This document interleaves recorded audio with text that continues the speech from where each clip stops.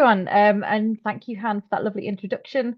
And thank you, Han, Ryan, and Michael, for organising today's workshop, as well as I understand there's going to be a series of workshops. So that's rather exciting. I might attend some of those myself. I'm going to try and share my screen and just double check that everyone could see that. Panelists, can you give me a thumbs up if you can see my screen for me, please? Lovely. Okay, perfect. So I'm going to be, oh, and where are my Zoom controls? Sorry, everybody. Oh, there we go. Okay, so first of all, just to cover some admin points as how we're hoping today's workshop will go. We've got about an hour and a half, I think, to cover today's session. We're hoping that this will be a hands-on learning experience for you. What I mean by that is I'm hoping that you already have PsychoPy installed. If you didn't get that email, please do go to, if you go to psychopy.org and go to download, you can download PsychoPy from there. It is a free application to install and you can run your experiments in the lab for free, which is one of the reasons why PsychoPy has kind of grown in popularity over the years. So please do download PsychoPy if you haven't already. I'm going to be using version 2025.1. But as long as you've got a 2024 version or later, you will have very similar functionality to what I will show today. In addition to that, we are going to be covering not only how to run experiments in the lab, but also how to run them online if you're looking to kind of add that to your research methods toolkit. So for that, we're going to use pavlovia.org. If you haven't yet created an account at pavlovia.org, please do go there and you can create yourself an account. So those are the two things you will need for this workshop. As we go through today, there is a Q&A function in the chat. Please do use that to ask questions as we go through. I've got my colleague here, Kim Dundas, who also works with me at Open Science Tools. She's going to be trying to field as many of those questions as possible, along with, I think Hannah Ryan will also be in there as well. So if a question does come up repeatedly, these guys will interrupt me and make sure that I kind of go back to the bits that we need to make sure you get the information that you need. I say this is a follow along kind of experience, but if that just doesn't work for you and you just want to enjoy the session, then it is being recorded as well. I believe that OPAM are going to share those materials on their website. So you can also just kind of watch along today and be rest assured that you can come back at a later date to these recordings to follow along then if you want to. Okay, on that note, I'm also just going to share with everybody a link to a Google Drive. So in this drive, you should be able to access that. You'll also find all of the slides that will cover all of the materials that I work through today. Feel free, by the way, if you are using PsychoPy in teaching or anything like that, to reuse these materials. We are not precious about not sharing our materials. Please reuse. It's important for people to get the learning materials they want.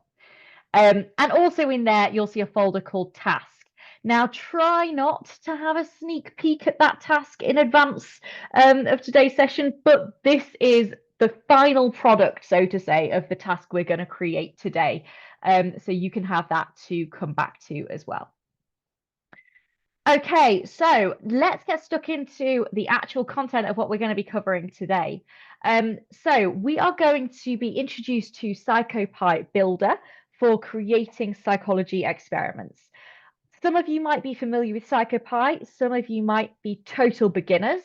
We tailor these sessions such that hopefully, they're a good point for beginners, but also we'll probably get stuck into some other more advanced bits at the end for those of you that already use PsychoPy, so that you can hopefully leave feeling like you learned something new.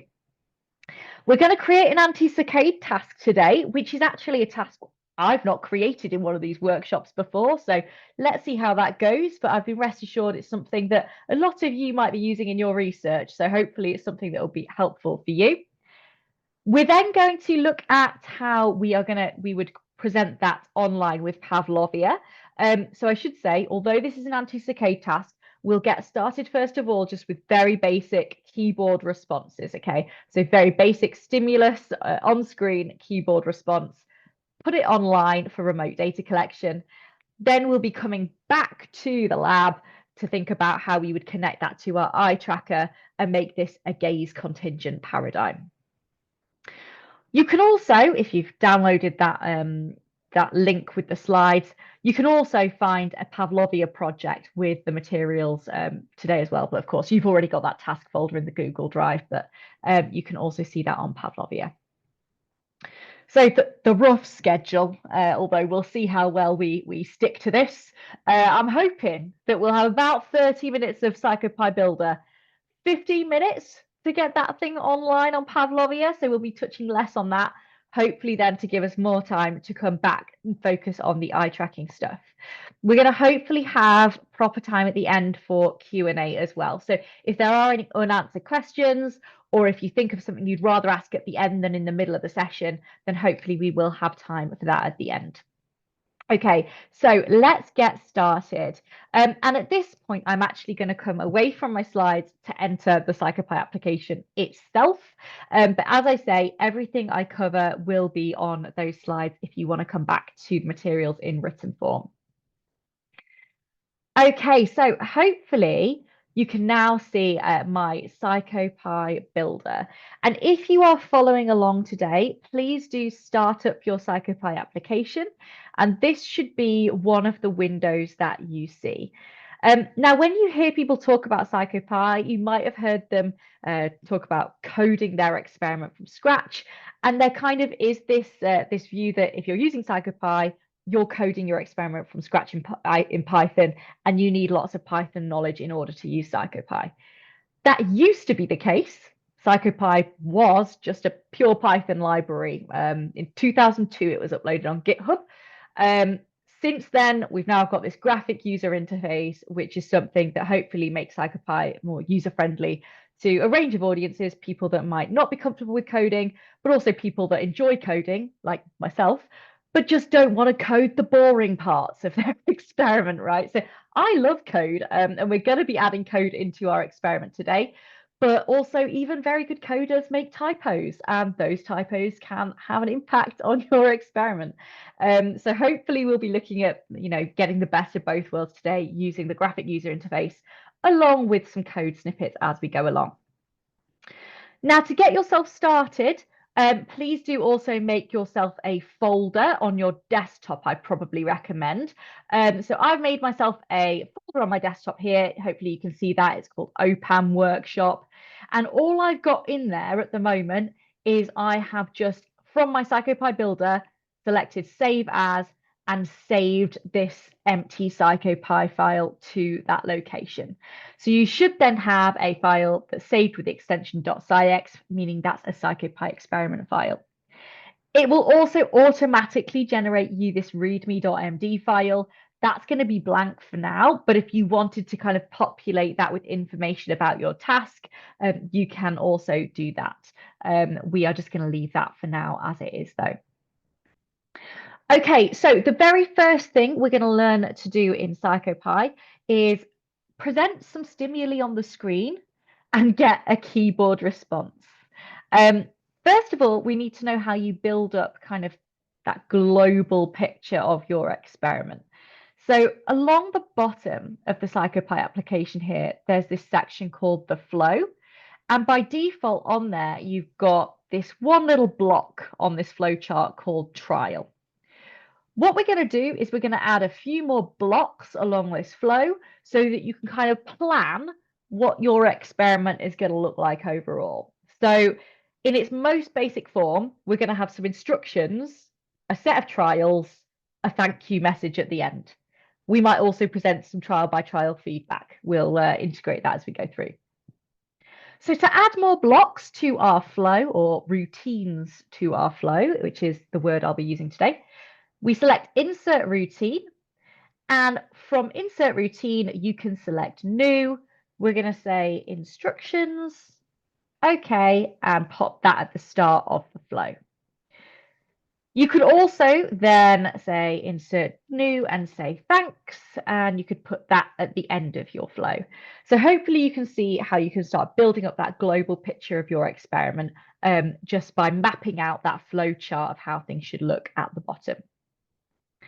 So to start with, we're going to click on that instructions routine. So you can do that by selecting this block or by making sure that you have that tab selected on the top here. Do make sure you're in your instructions routine to begin with. Otherwise, you're going to have text in odd parts of your experiment, which isn't going to be as you expect. Now, in our instructions routine, we just want some text on screen and a keyboard response to get started. So we are going to add some components to what is currently an empty timeline of what happens in this section of our experiment.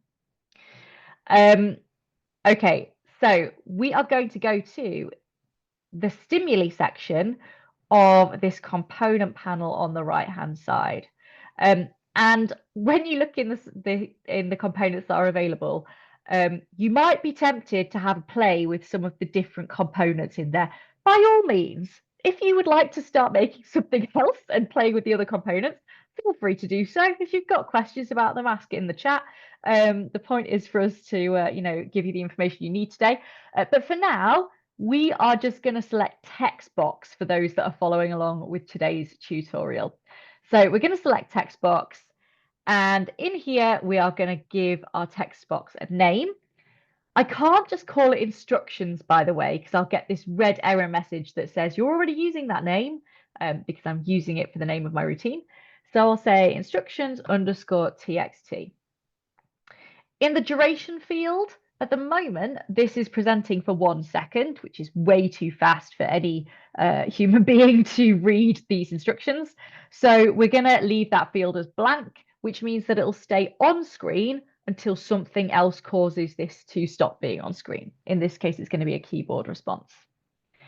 And in here, we're going to write some instructions. Now, if you don't want to write out the whole instructions, you could just write press space to start so that you all have context about what the task is we're creating today. I'm going to write out these instructions here. So we'll say, you will see a circle on screen. Whoop. If it is green, look at the circle. If it is red, look in the opposite direction. Okay, these are our general instructions for our anti-saccade task, okay? To begin with, it's actually going to be, if the circle's green and it's on the left-hand side of the screen, press the left key. If it's green and on the right side of the screen, press the right key. If it's red, press the key that points in the opposite direction, okay? So that's how we are starting with a keyboard version of the anti-saccade task. Okay, so once we click OK, we can see that text box is now on our timeline, and it goes off the edge of that timeline, meaning it's staying on screen infinitely, which is exactly what we want. But we do now want to make sure in responses, we add ourselves a keyboard component to allow the participant to actually start the task.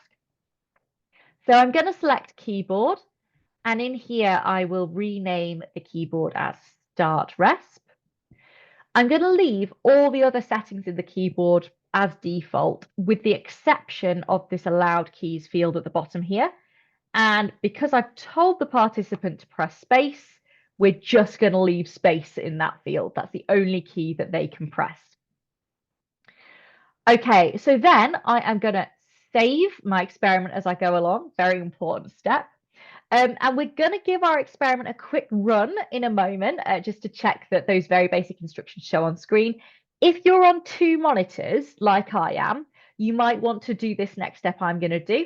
I'm just going to change the monitor this presents on so that you guys can see my experiment, because otherwise it's incredibly anticlimactic. So I'm going to go to this little icon here that has a cog on it. If I hover over it, it says experiment settings. And if I select that, I can see a number of kind of global settings about my experiment I can change. For now, all I want to do is go to screen And I'm just going to say the screen I want to present on is not 1, which is my primary monitor. I'm going to show it on my second monitor. Okay, so I'm going to save that. And then I'm going to click this play button, which if I hover over it at the moment, it will say pilot. Run the current script in Python with piloting features on. What that means for us to begin with is it's not going to be in full screen. It's just going to be in a smaller window. So please do click that button, test your task. I realize it's going to take a different amount of time for different people to run their PsychoPy experiment. It might be that this little dialog box here appears on your other screen if you're in two monitors like me, but you're looking for this dialog box to pop up. It should say participant and session, which are just the default fields it collects to begin with. Then we're going to click OK. And oh, I can see that actually piloting mode is not quite right for my screen. So nothing like an unexpected an unexpected thing to get us started. So I might just switch myself to running mode to get myself started. I think I need to change my own screen settings there. I've not quite told PsychoPy what my screen size is. If that happened to you, you're just going to switch this little switch here from pilot to run, and then that should hopefully show in full screen for you. That also gives all of you chance to share in the Q&A if you've got any questions as you're going through and running your task as well. Let me just check that runs. Okay, perfect. I've got my dialog box. There we go. That's more expected. Hopefully you can all see that. I press space, then nothing else happens just yet. Okay. Hopefully that worked for everyone. I'm just going to have a little check, see if there's any panelists. Can you give me a thumbs up if we're good to keep going? Okay, perfect. I will stop if you need to interrupt me with any questions as we go through, or if anyone's encountered any errors.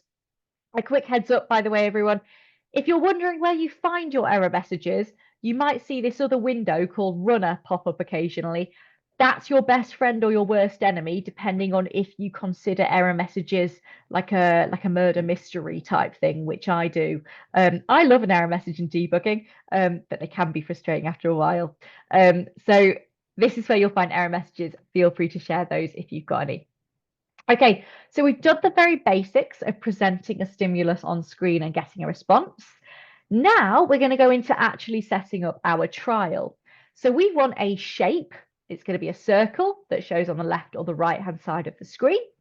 And it's going to be red or green.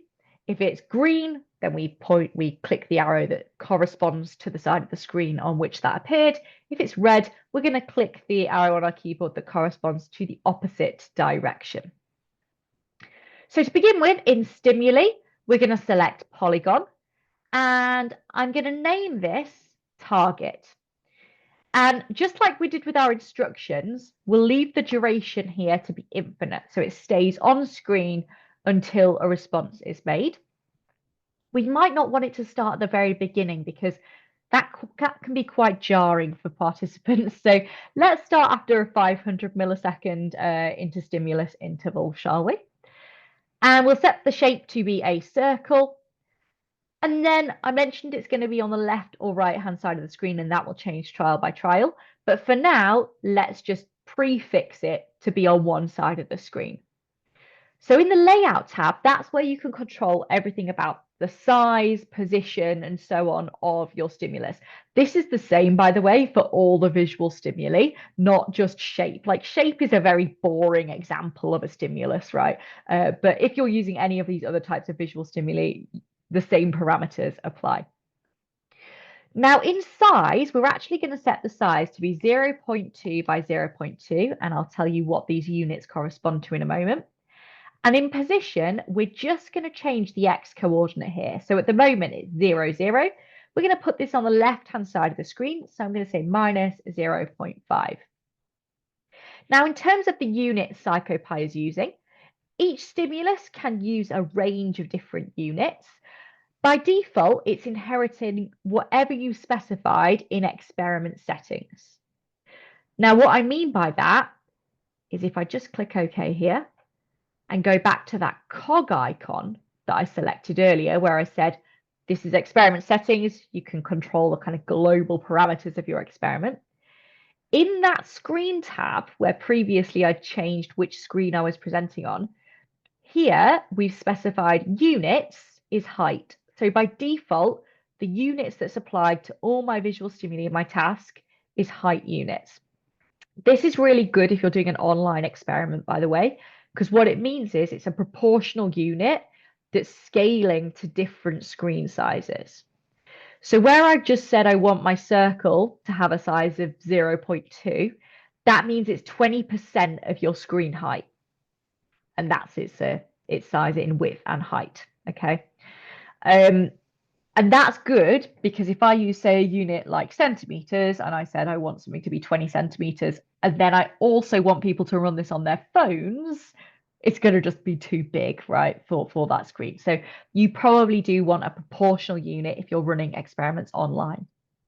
If you're running in lab, you can use any of these other kind of non-relative units, but you do want to make sure that you set up your monitor center, which is this little icon to the left of experiment settings. So you want to make sure that you, oh, I've just opened that on my other screen, tell PsychoPy all of the information about the current computer that you are running on.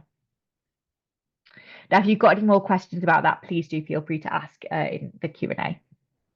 For now, I'm just going to stick with height units for everything. Okay, lovely. So in our trial routine, we just added ourselves a target that's a circle on the left-hand side of the screen. The next thing I wanted to change after layout is in appearance. We can change this, the color, and I'm just going to make it green for now. But of course, that's also something that we want to change trial by trial. As you're making your experiment, think about the parameters that change trial by trial, because that's important for in a moment when we set up a spreadsheet detailing all the information about our trials. So far we know we want the target side, so the target X coordinate, and we want the color of the target to change trial by trial. Okay, lovely. So that's our primary stimulus. The next thing here we want is another keyboard response. So we're just going to select our keyboard response. We'll leave the name of this keyboard response as its default. We will make sure that this starts at the same time as our target because we don't want participants making anticipatory responses in advance of the target. And we want in allowed keys, we're going to allow the left and the right keys on the keyboard. Okay, lovely. So now you've technically got your instructions and then you've got one trial. How do you present a series of trials? Well, you might have guessed this. You simply insert a loop. So that is on the lower left-hand side of your flow. And you wrap that loop around whatever it is you want to be repeated. So here I've just clicked either side of the trial, and that's now going to repeat that routine however many times I've specified here. So I will experience at the moment the same trial 5 times in a row. That's probably not what we want. We want different trials in our experiment.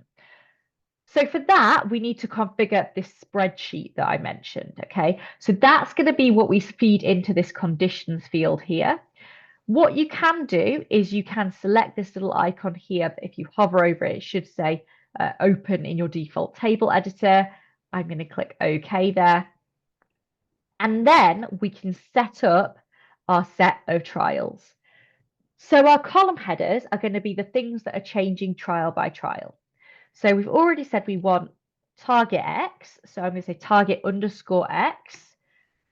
We also want target color. So I'll call it target underscore col. And also I'll say, what's the answer? Is it the left or the right arrow key? Maybe we'll also say trial type, trial underscore type. Now here, I'm using Python naming conventions for my variables. That's why I'm using my underscores, not using any spaces. We're not using any special characters. Try to make sure that you are using unique names. So I wouldn't want to use instructions, for example. Try to use unique names with Python naming conventions in your column headers. And then you can set up your trials. So let's say the target's on the left-hand side of the screen, so minus 0.5 or 0.5. Those are my two levels there. The target color could be red or it could be green. I will say, by the way, if you don't want to configure your whole spreadsheet, you can sneakily download a spreadsheet from that Google Drive that has this already set up, okay? But I'm just going to walk you through how you would set this up. Our red trials are anti-saccade trials because we're looking in the other direction. And our green trials are what I'm going to call a pro-saccade trial because we're going to look in the direction of the target, or in this case, press the key that corresponds to the direction of that target. And that means that here, because this is on the left-hand side of the screen, I actually want to press the right key. And here, where it's on the right-hand side of the screen, I actually want to press the left key. Whereas in the pro-saccade trials, I want to press the key that corresponds to the side of screen on which the target is presented. This is really useful just for experimental design in general, by the way, because you really need to think about the factors that you're manipulating in your experiment, the number of levels to each factor. And I would say learning how to configure a spreadsheet is almost, as important as setting up the actual task in any software package you're using, right? Pretty much all software packages are going to need something like this. Once you've got this set up, we want to save it to the same location as our experiment. That's very important, by the way, especially for putting online. So let's make sure we save this to, I've got a folder on my desktop in here. I'm going to call it, maybe I'll just call it trials because that's the name of my loop, although you can call it whatever you want. It doesn't really matter too much. And then once we've got that set up, if I just return to the PsychoPy builder interface, now I want to feed in that spreadsheet to this field. So I could just type trials, or I could use the file open dialog here, select that, and then it pipes in that spreadsheet name. And importantly, I know it's the correct spreadsheet because it's here said 4 conditions with 4 parameters. That's correct because I've got 4 parameters, i.e. 4 columns. I've got 4 conditions because I've set up 4 rows, and it's got the name of all of my column headers. If it's giving you something wild, like saying you've got 50 conditions, something's gone wrong with the spreadsheet that's being piped in. Usually it's that there's like sneaky little blank spaces or something like that, because Excel's done something weird and wonderful. So don't let that catch you out because that will be nothing to do with your PsychoPy skills. That will be Excel being strange. Okay, lovely. What's important here, by the way, though, is now this number of repeats corresponds to how many times I repeat this spreadsheet. So because I've got 4 rows, that's going to be repeated 5 times, meaning I'd have 20 trials overall. So if you don't want to do that many trials, feel free just to change this to 1, and then you'll only see 4 trials, okay? By default, the loop type here is going to be random. That means that those 4 rows are going to be sampled in a random order.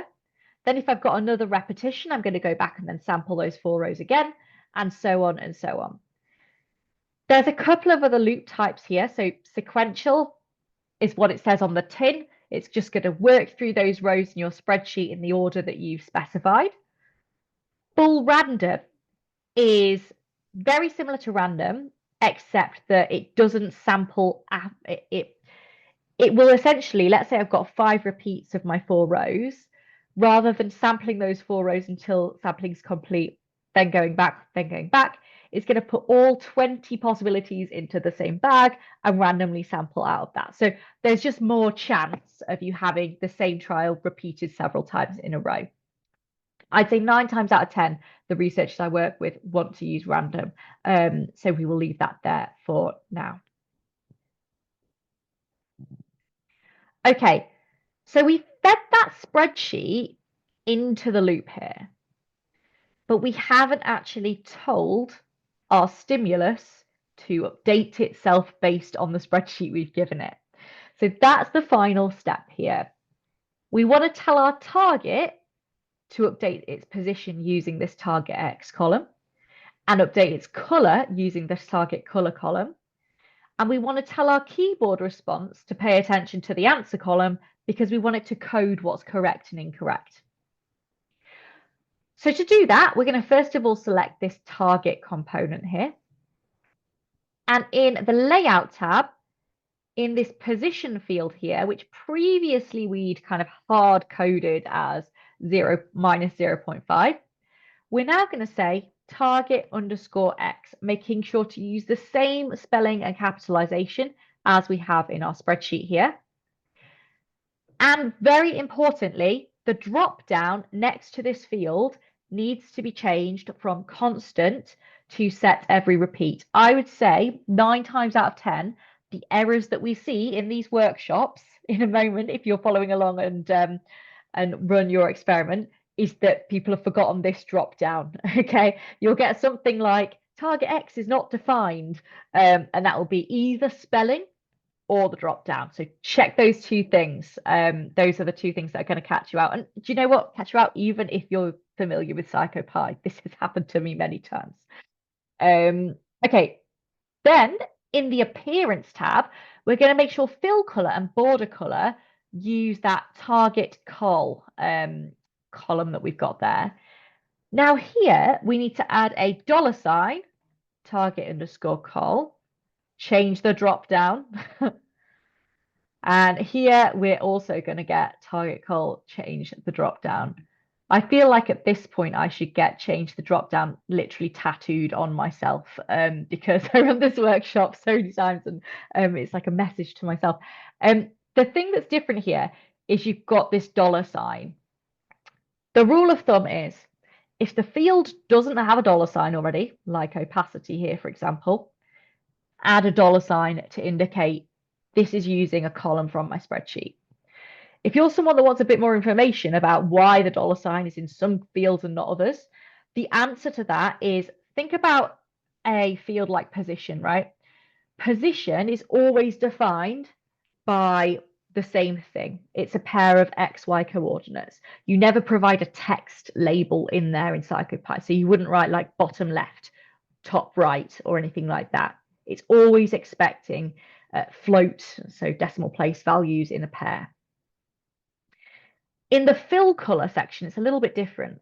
I could write red and be meaning make a red circle, or I could write red and for some reason, red is a variable name that I want to be referring to.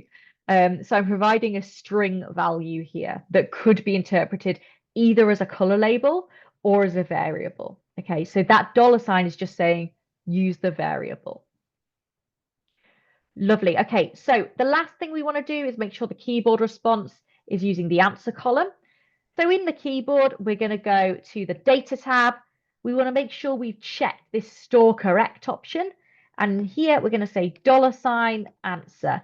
And that just means it's going to save to our data file, not only the keyboard response time, which is saved automatically, but also if I was correct or incorrect.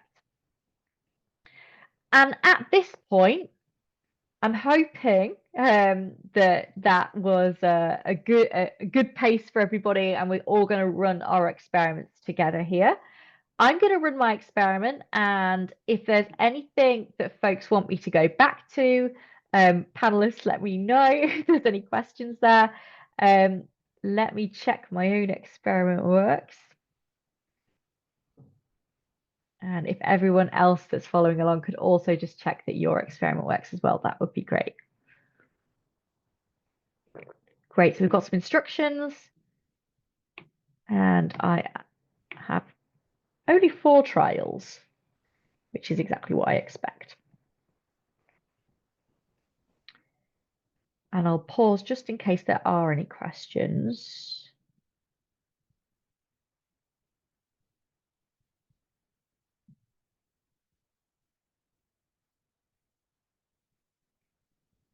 Okay, well, if you have run your experiment, you should now, by the way, see a new folder that's appeared in the location where your experiment saved.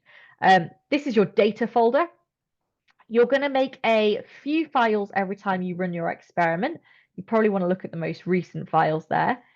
The most important of these is the CSV file, okay? That's where the main data from your experiment is saved. And in here, you can see I've got 4 trials. You can see what the target X position and color and trial type was for each of those trials.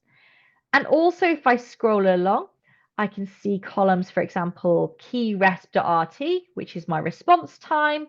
And I can also see, hopefully, here we go, my keyresp.core, which is if I was correct or incorrect. And looks like I was only correct on 2 of those, which is a little bit embarrassing, to be honest with you, considering I did prepare for this workshop. I should be quite good at this task. Okay, so at that point, you've got a basic experiment you could run in the lab, okay? And I would say that touches on the basic building blocks for if you're totally new to PsychoPy.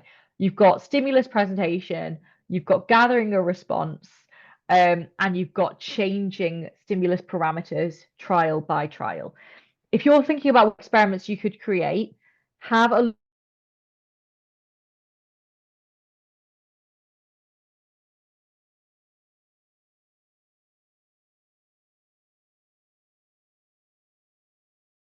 something dynamic. Not sure we'll get into that Becca, today, real but oh, sorry yeah, to yeah. you froze for maybe a minute. So Oh, just wanted to give you a heads up. where did I freeze? What was the last thing you heard me say? Oh, I don't remember. It was really just Hope. about 30 seconds or so ago. Okay. Yeah, it wasn't too long.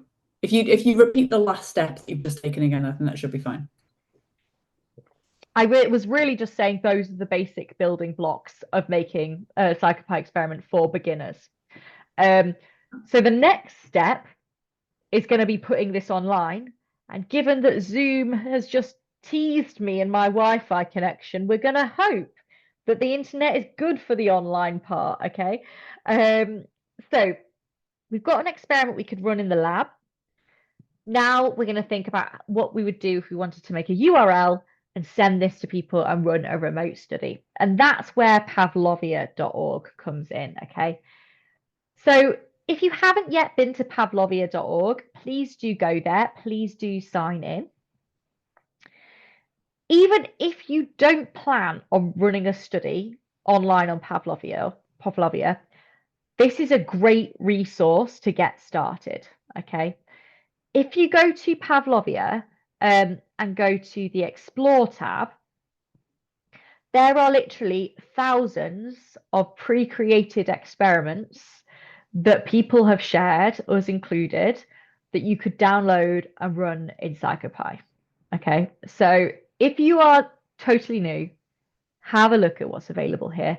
I'd probably recommend scroll to the public demos section. And in that public demos section, you can view all demos. And these are all experiments that we've created, i.e. the PsychoPy Open Science Tools team, and that we maintain. So these are ones we can recommend because we know they've been checked in on recently.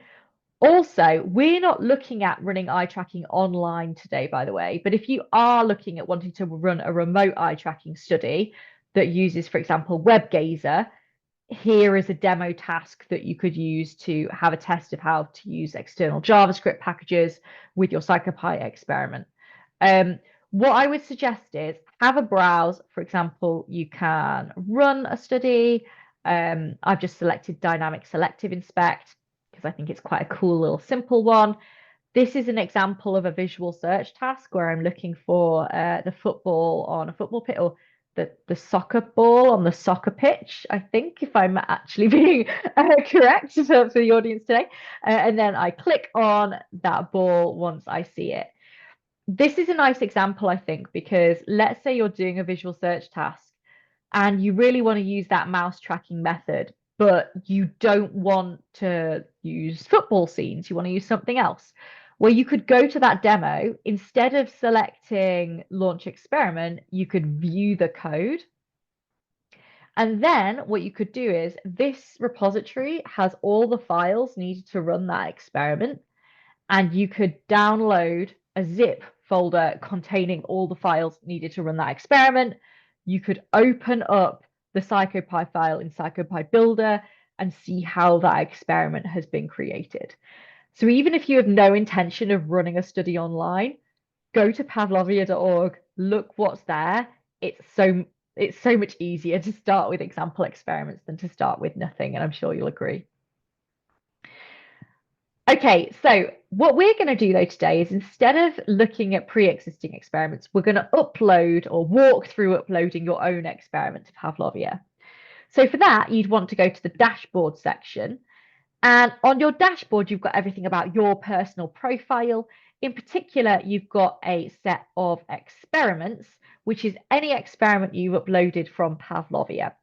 We're going to be focusing on this section today, but also just to signpost for you that if you're using surveys or questionnaires in your research, you might, for example, use tools like Qualtrics. You can use Pavlovia for creating surveys. That's what this little surveys tab here is for. And just to signpost what that looks like for you. For example, if you said make new survey, you essentially can make all of your surveys in browser without having to download an application at all. So that looks something like this. You can drag and drop questions in and so on. Unfortunately, we're not going to go into the depths of that today, but I just wanted to let you know that that is something that is possible to do on pavlovia.org, because not many people know you can use Pavlovia for your surveys and questionnaires as well.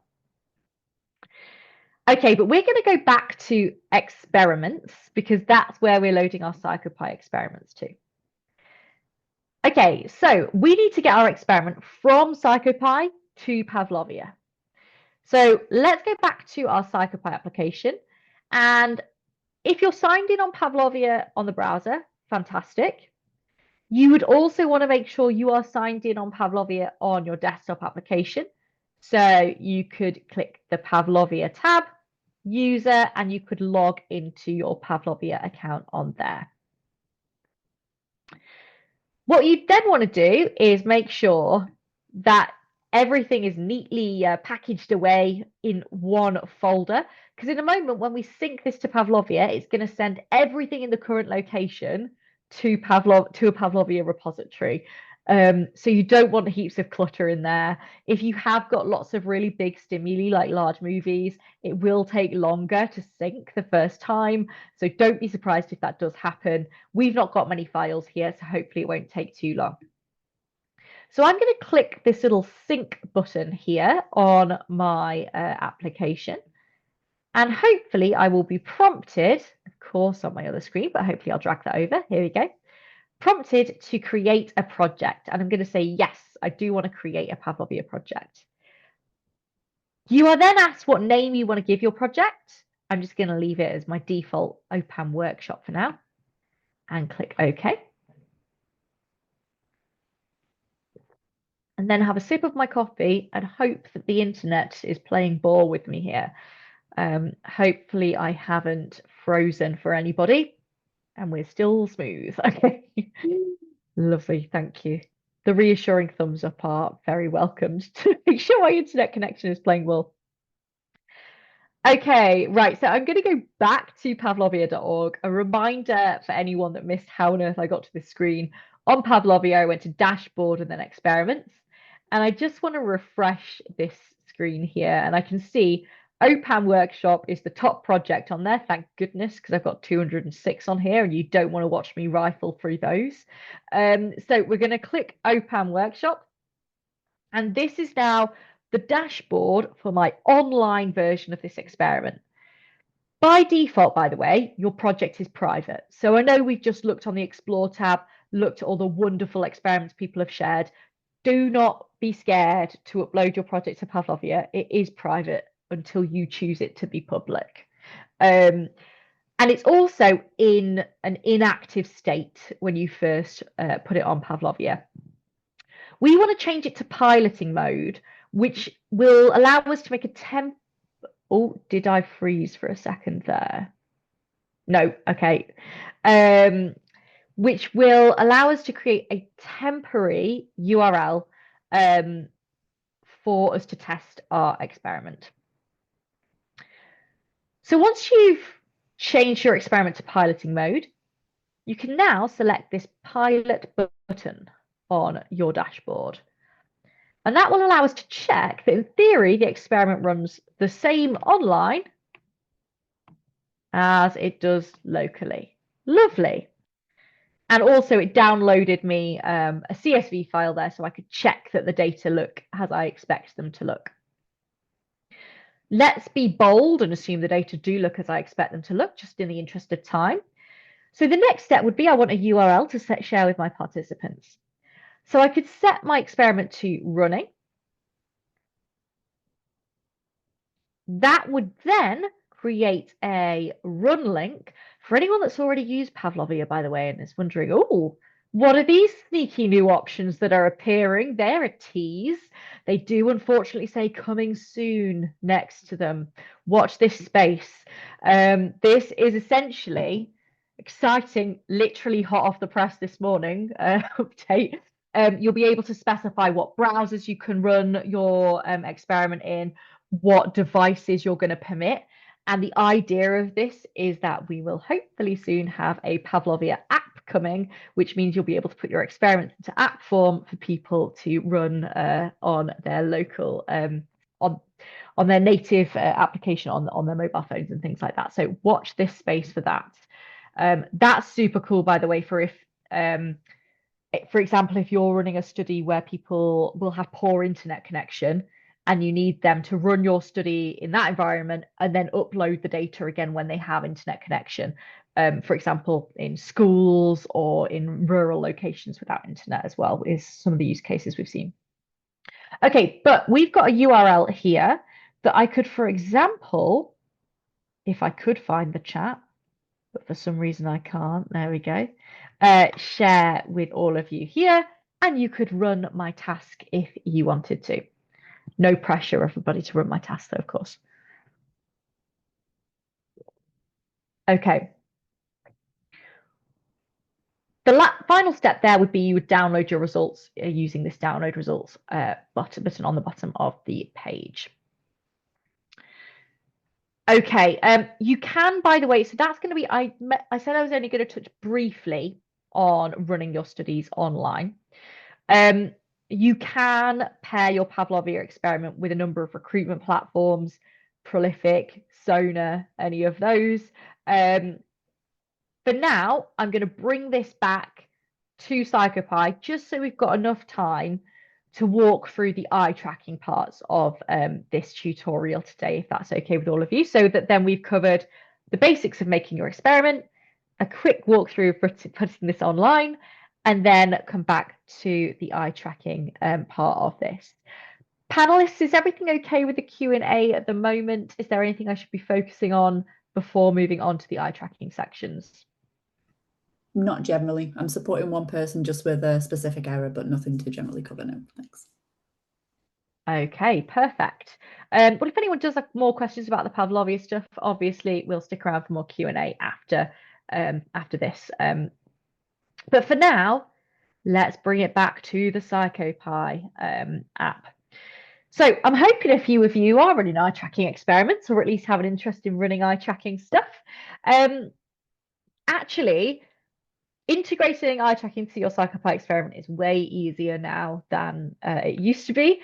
So if you come across any tutorials from the past that say you need code in order to add eye tracking, you did used to, but you don't have to anymore. So I'm going to walk you through how you'd add eye tracking using only the builder components with minimal code. Now, the first thing you would do to turn this into an eye tracking experiment is in that experiment settings option that we selected previously to control some settings about the screen.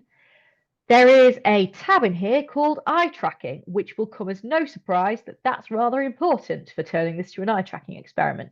Now, in this tab, you can select what eye tracking device you're going to use. Now, for you guys, I'm imagining it probably just says mouse gaze at the moment. That's because you'll need to install plugins specific for your device if you're using different devices. For now, select mouse gaze because this allows you to use the mouse to simulate eye movements, so you can create your eye tracking experiment without actually having to be connected to your eye tracker device. Once you've set up your eye tracking experiment, by the way, and you're in the lab and you want to connect your eye tracker, PsychoPy is compatible, has plugins for Tobii, GazePoint, SR Research or iLink, Pupil Labs. And if you need any of those eye tracker plugins, what you will need to do is you can go to Tools, Plugins and Packages Manager. Wait for your rainbow wheel of doom to stop rainbow wheeling. Okay, here we go. And here you'll find a range of external plugins that you can install to extend PsychoPy, basically. So I've installed the Tobii plugin, but in here there's also GazePoint. There's a bunch of other plugins here. I'll just point you, by the way, towards one that I love. PsychoPy Monkeys. PsychoPy Monkeys is a plugin to simulate responses so that you can run your experiment in the background with a monkey making the responses rather than you having to press the keys all the time. So have a play with PsychoPy Monkeys if you like the idea of playing with a new plugin. To install a plugin, you can just install, but you will need to restart the PsychoPy application to then be able to use that plugin, okay? Once you've installed the plugin for your eye tracker, when you go back to experiment settings, that's when you will then see that option in this drop down. Okay, so you'll be able to switch to using that device. For now, we're just going to use mouse gaze. Now, in order for us to use mouse gaze, it's also going to be important for us to see our mouse cursor on the screen. Otherwise, we can't see where we're hypothetically looking. So in the screen tab, make sure to also select this show mouse option. That'll just mean that you can actually see your cursor when you're trying to use your cursor to simulate eye movements.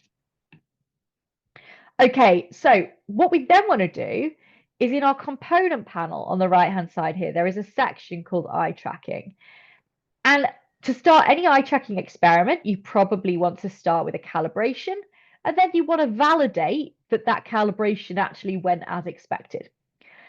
So to do that, you can select calibration. Now, what this does is it opens up slightly different component to a standard component. This is what we call a standalone routine. It means that to add it to my experiment, I need to not only select the component, but also go insert routine, select that calibration routine, and decide where on my flow I want to insert calibration to my experiment. And I'm just going to do it at the very beginning here. You can set a few different features about your calibration, by the way.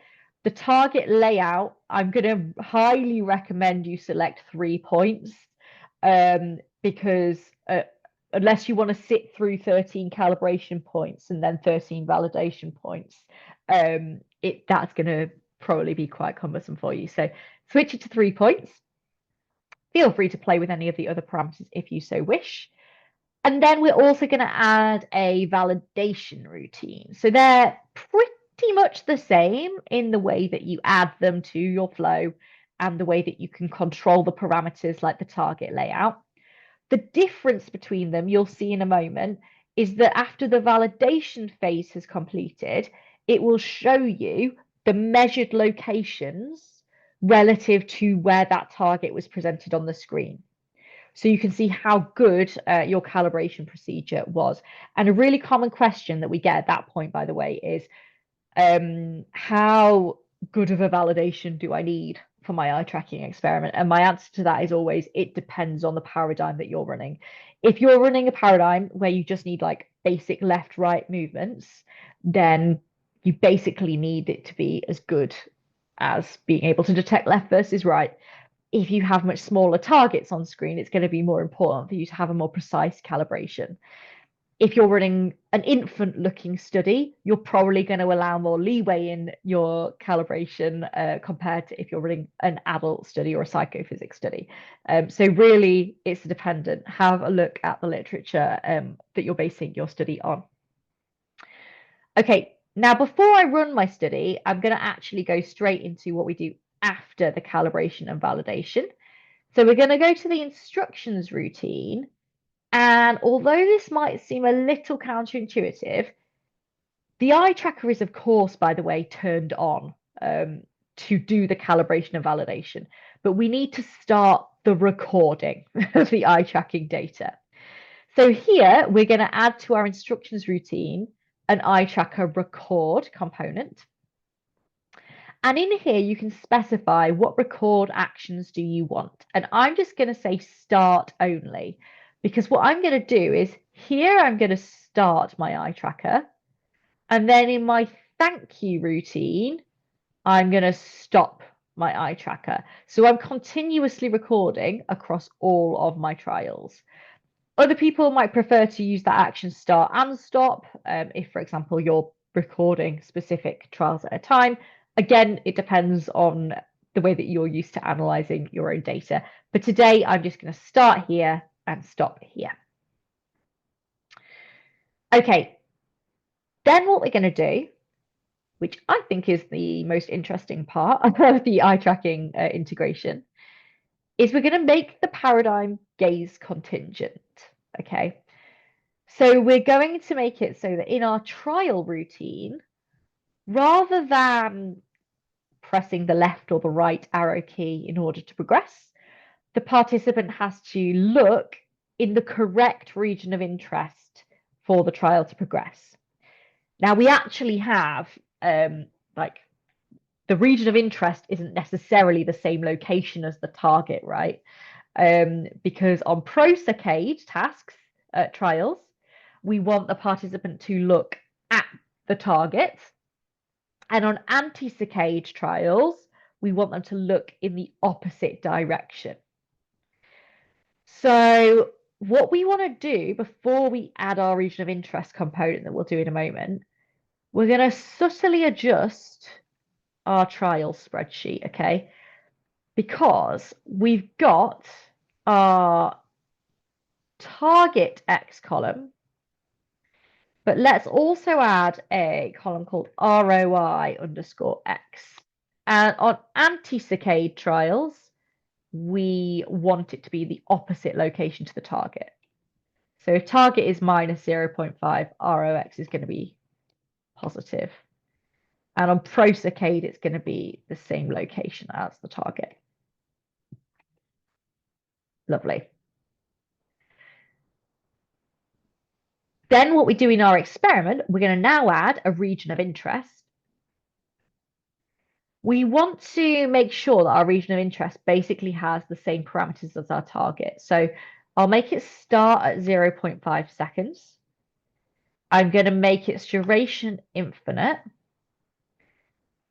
I'm going to make its shape a circle, so it's the same as the target. And I'm going to come back to this end routine on actually. In the layout tab, I'm going to make sure that it's got the same size as my region of interest, but its position is going to be ROI underscore X, and that's going to change every repeat. Okay.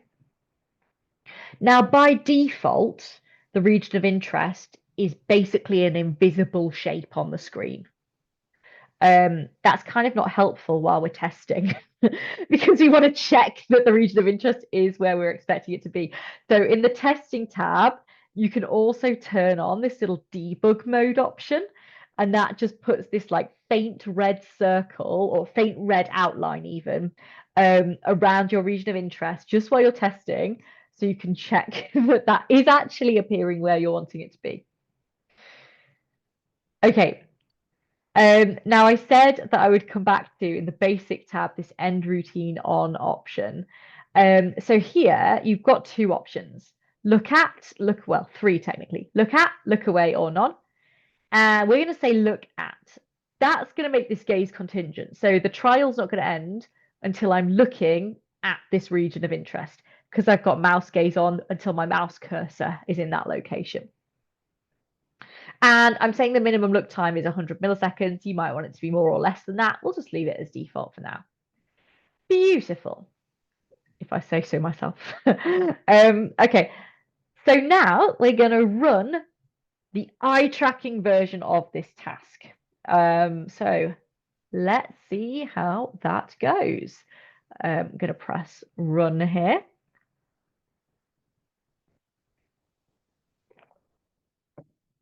And give everyone else a chance to run theirs as well.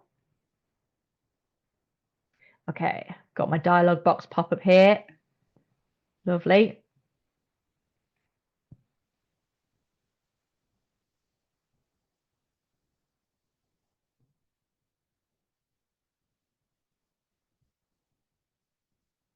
Okay, so press space to start calibration. And I can see my little calibration points. Got just 3 of those. Okay, now I'm going to do my validation. So they're in slightly different locations, but I want to look with my mouse at each one of those points. And then here, this is what I referred to when I said it will show you the measured locations relative to the actual target locations. So you've got some validation results at the top here. So this is essentially the mean deviation from the location, and this is in height units, okay? And you've got the minimum and the maximum deviation of those locations. This is actually quite good because I looked almost exactly in those locations. Don't be disheartened if your own validation results when you run with your actual eye tracker don't look exactly the same as that. But just bear in mind what I say about, you know, the mean variation. If my mean variation is 0.5, that's 50% of the screen.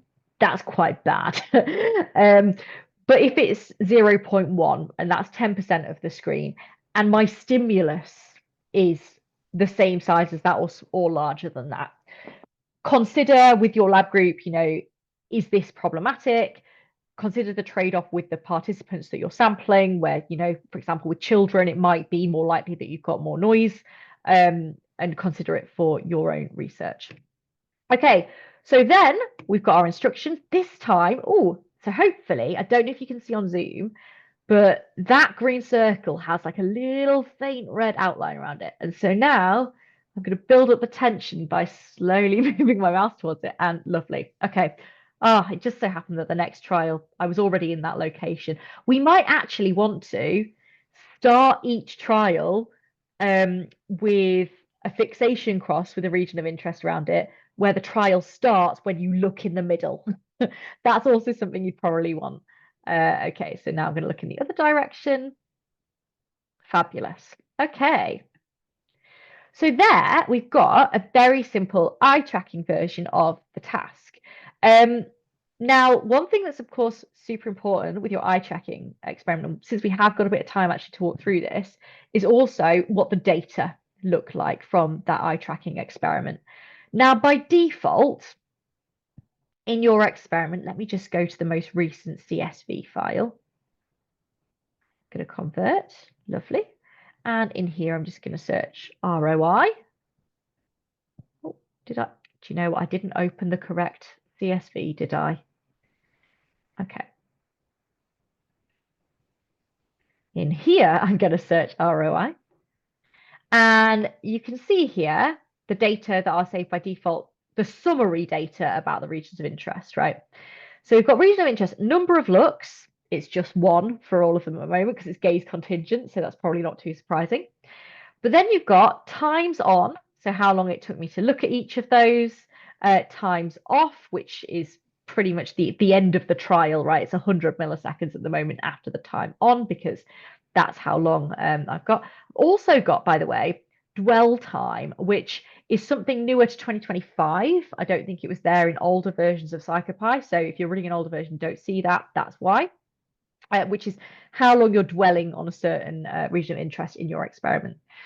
You can use these, by the way, in, for example, feedback or anything, draw on them from a code component, which we haven't quite had the chance to get stuck into today. But these are, useful summary statistics about your eye tracking data. If you're looking for more in-depth data, like the continuous X and Y coordinates throughout your task, what you want to do is in your experiment settings, you can control certain features of the data saving. And in particular, what's relevant to eye tracking is you can select this Save HDF5 file. Now, if I were to select that, perhaps I can just show you what a very basic HDF5 file looks like, because I will warn you, they are very rich data structures, and they can be quite overwhelming to look at if it's your first time delving into those files. Also, by the way, if you're using something like Toby or SR Research, of course, those are also going to be saving their own data files as well. The HDF5 file is kind of like the non-proprietary data format of your eye tracker data. Now, I don't think I have to run through the whole experiment here, but just enough to get you an idea of some data. Also, this gives you a chance to run your own study there if you're going back to anything. Okay.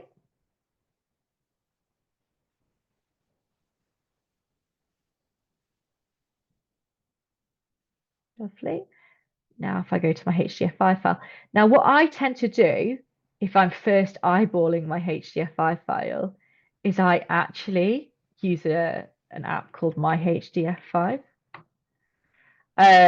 Literally just in browser, nothing fancy at all. And I find this quite helpful in explaining to people what these data structures look like. So what these are, they're basically a hierarchical data structure. You've got a bunch of events about your experiment in this data file. In particular, under data collection events, you can see there's information stored from the experiment level, the eye tracker, keyboard, mouse, serial port, if you're using things like EEG and so on, all in there.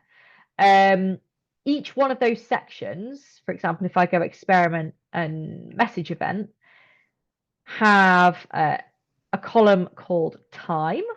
Where are we? It's quite a lot in here. Time. The message event column also actually has a bunch of text messages sent. So you can see here, for example, the time of that target expanding and contracting. You can also fetch all of that data about your validation from here as well. So that's also saved in there. On your eye tracker section, you've similarly I've got monocular eye sample events here just because I'm using my mouse. If you're using an actual eye tracker, you'll probably have a section called binocular eye sample events. And in here, you've also got that column called time, although it looks kind of crazy amongst all of these. My apologies if it looks awful on the screen share. There we go, time. And then also you've got gaze X and gaze Y. In your binocular eye sample events, it will basically say left gaze X, left gaze Y, right gaze X, right gaze Y. You can import these HDF5 files and process them in whatever you like. I use Python, you could use R. If anyone's got any recommendations because you're already working with these files, please do share those in the chat.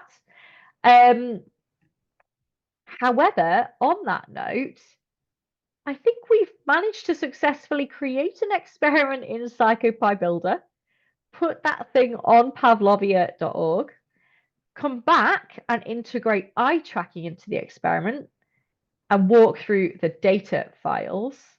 So I will be opening the floor to questions in a moment, but before I do that, I'll just also leave you with some useful resources that might be helpful.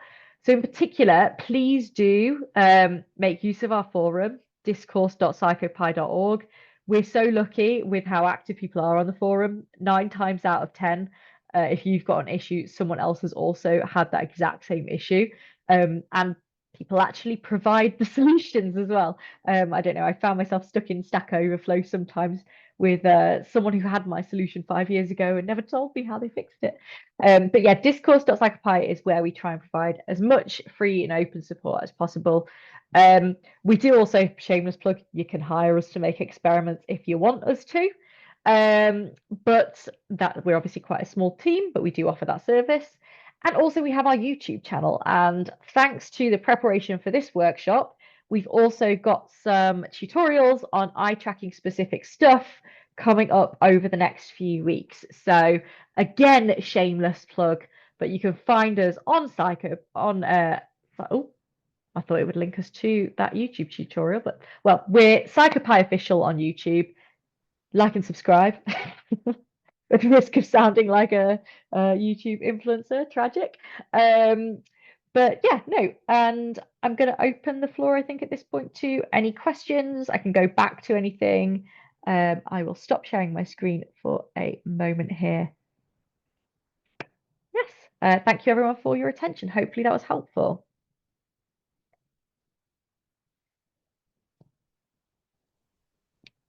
Thank you That for was your really silence, great, claps. Rebecca. Thank you very much. Wonder if we have questions in the Q&A. And thanks, Ryan, for sharing the YouTube channel. Okay, let's have a look at Q&A.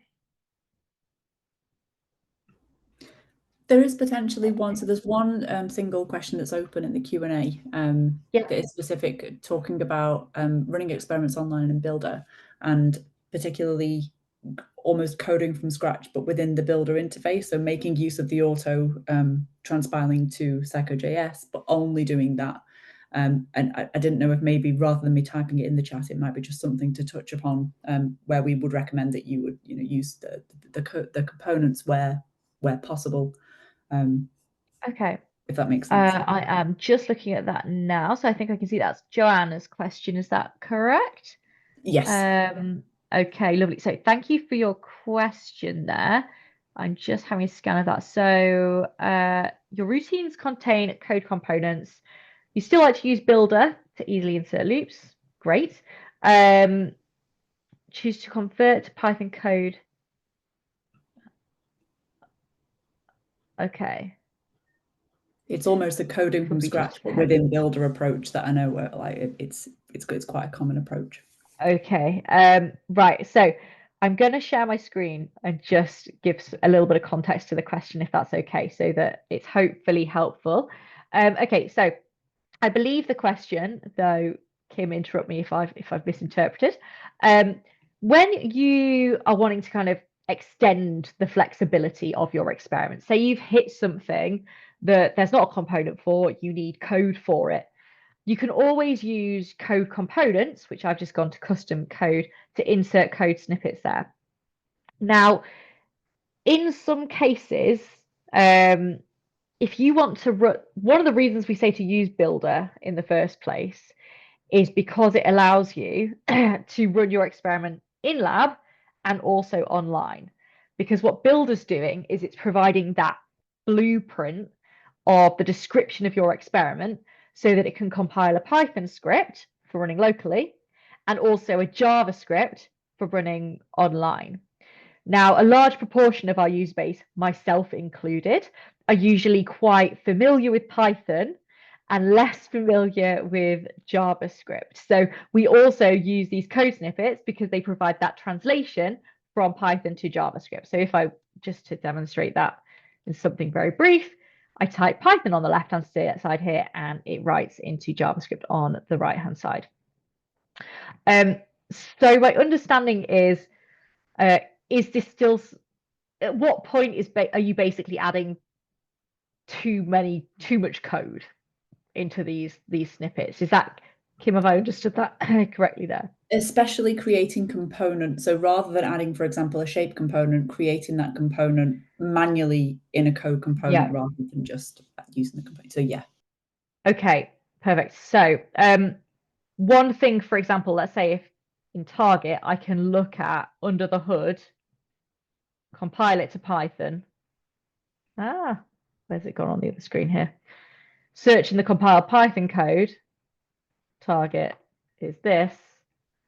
And that's how it's defined in Python, right? So I could, in theory, be saying in my code snippet, well, I'm just going to define it in code and hope that translates there to JavaScript. I would probably avoid that unless you're using a code component to define a large number of stimuli.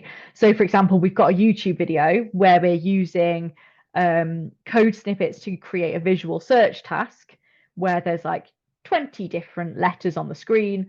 I don't want to add 20 different individual components to my experiment. So instead, what I do is in a code snippet, I have something like this that loops 20 times, and then I draw them. That use case is actually fine, I would say. So if it's that you're trying to avoid having a large number of components by using code, that shouldn't be too heavy. That should be fine. If it's that you're using it to define, things in this way where it could just be a component and it's not really offering any benefit, I'd say veer towards using components where possible. Also because just for the longevity of your experiment, right? When you give that builder file to someone else, it's probably easier for more people to understand what's going on, for example, if they're not Python coder, by looking at the components rather than reading through the code in the code snippets. Because if they're kind of forced to do that, then it probably is about the same as having written the experiment from scratch in Python code or JavaScript. I'm hoping I've answered the question there. Kim, is there anything you want to add? No, it was just, I thought rather than me typing that all, it might just be something nice to sort of show. But thank you for your question, Joanna, because it's a common question and it's difficult to know where to draw the line sometimes between when do I need a code component for this and when don't I?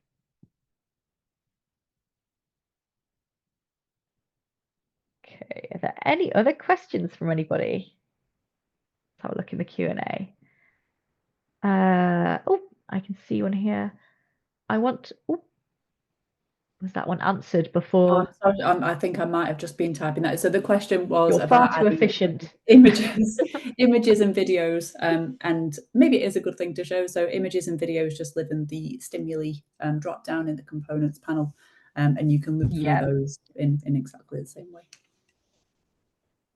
I'll leave my screen share on, shall I, to stop jolting between them? Yeah, images and videos, exactly the same. Also rather exciting, you can use panoramic images if you want to.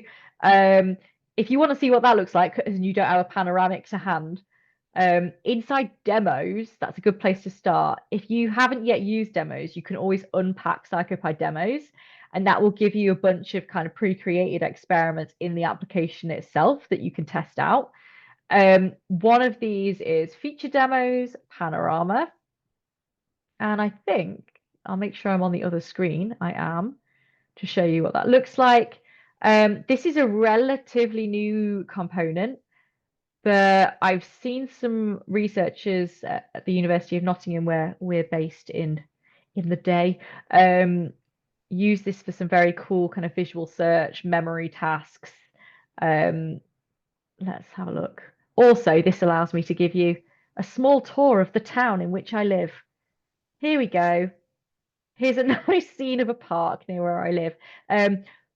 But on a scientific note, at Nottingham, I've seen people use this. They've got a scene of a museum and there's different visual works of art on the wall, and they've got to remember where those were relative to where they were positioned. And that's kind of a cool thing you can do in PsychoPy that not many people know you can do.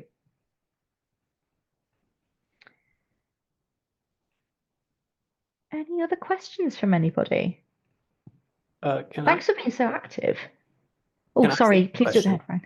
Yeah, of course. I think it was wonderful to show some of the various stimuli components, like the new panorama one. Was not aware of that. Would you also take a brief time to tease some of the other response collection components? I saw there was a brush component that looks very interesting. Of course, yes. I mean, you don't have to ask me twice to go on. Just tell me when to stop, to be honest with you. You might have opened Pandora's box here. In the response section, yeah, there's a whole bunch of different responses. There's actually even more, because if you go in plugins, that's where there's a bunch of other responses you might not know existed. The main ones in here, by the way, mouse. Mouse is probably the least exciting, but most common response that's used if you're not using keyboard. Because if you're making experiments that go online and you want people to run experiments on mobile phone, mouse is also touchscreen response. So in a mouse component, you could, for example, oops, one moment, I've just clicked random things on my screen, haven't I? I could say have an image on, say, the left of the screen and an image on the right-hand side of the screen. I'd obviously change the positions of those. And in my mouse component, I could say the clickable stimuli are my image and also image underscore 2. I could say, okay, any click can end this, meaning I touch/click anywhere on the screen, or only a valid click, meaning I could touch or click on either of those two images I'm presenting, or only the correct click. So I can only click on something I've specified as correct. And then in the data tab, there's this little option here, store correct, which you use in a very similar way to what you use with a keyboard component in terms of piping in which of those answers is correct. So mouse, least exciting response, but probably pretty versatile. And you know what? Maybe I'm giving it a hard time. It is exciting to make an experiment very easily that can run on a mobile phone, right? Also in responses though, you can use microphone responses. One thing in there as well is you can also transcribe the mic as well, so you can get a transcription of what was said. If you're that works online as well. It uses Google speech to text on that. So there is a YouTube video on how you can set up a Google. You need to set up a Google Cloud platform so you can use that API. But there is a YouTube tutorial on that, so you can get a transcription of what was said. Also, oh, this one's exciting actually. So you can use camera. That's for basic webcam components. But one of the, I think it's from a plugin. Wait a second. Oh, wait. Why can I not find it on here? It might have to be in packages that if you can't find it in plugins, which it should be in plugins very, very soon, you might have to go to packages, and I think you want pip, would it be pip install face API? Ah, okay. It should be in the plugins there, but do you know what? I'll just show you a link to it on Pavlovia so you can play with it, and I believe there's a tutorial on there. So explore. I'm going to ask Todd, our Python developer, where the Face API plugin is, because I've teased everyone with it now. Okay, so in Face API, this is actually an extension to the webcam. And maybe what I can do is, can I stop sharing my screen and show you on this screen? Because I need my screen that has the webcam on it. And then let's see, share desktop one. Okay. Let's see how this goes. I'm not sure if it's okay with me having Zoom on at the same time, but we're soon going to find out. So go to Pavlovia, have a look at that Face API demo. I'm going to ask Todd when that plugin is going to be available. And here, this should use here we go. Uses the webcam. Face API is a JavaScript package.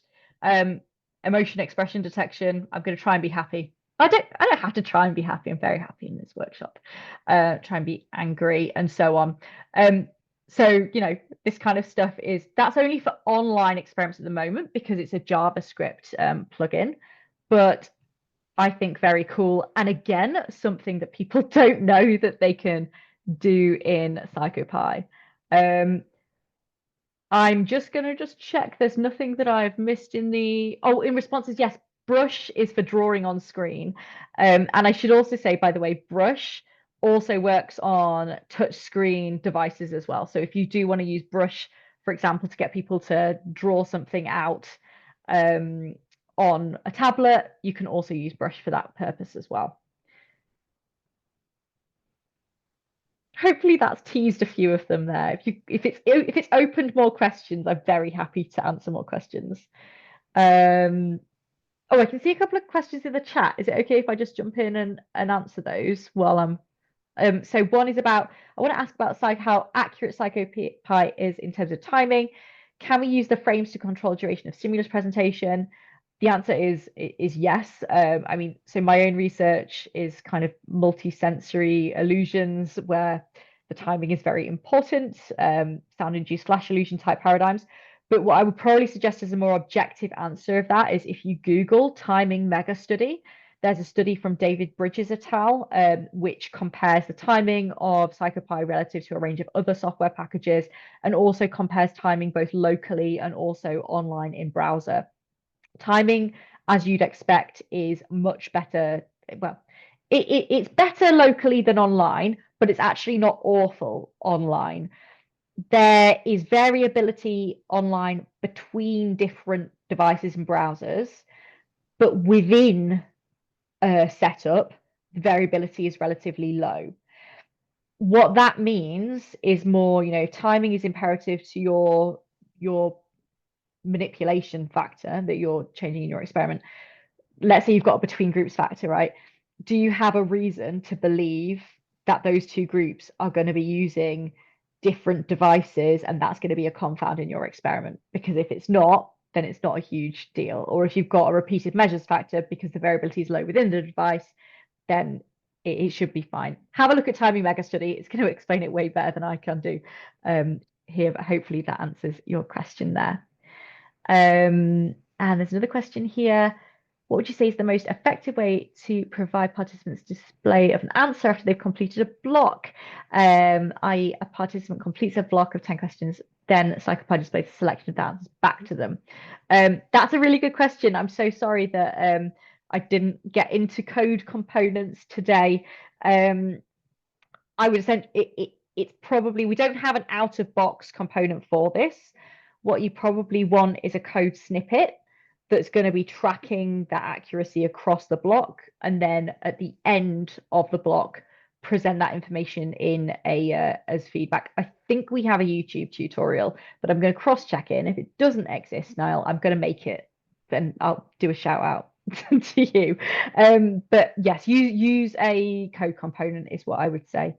And we do have tutorials on how to do that online, I believe, but I will look into that as well. You're very welcome. Okay, I think our time is up. Thank you so much for this wonderful, informative training workshop. As an experienced user, I've learned a lot of new stuff. And so thanks again. And just want to give a few more bullet points before we close this off. So we're going to record this webinar and post onto the open website for members to view freely. We're also going to have more upcoming webinars, so stay tuned. If you haven't signed up for our OPAM membership, please do, because we're going to announce that through our OPAM emails. And if you have any questions and comments about this event today or any upcoming events, please email opam.info@gmail.com. And that's it for today. And I hope we'll see you next time. Thank you. Thanks so much for organizing, guys, as well. And thanks everyone for attending. Yeah. Okay. So that's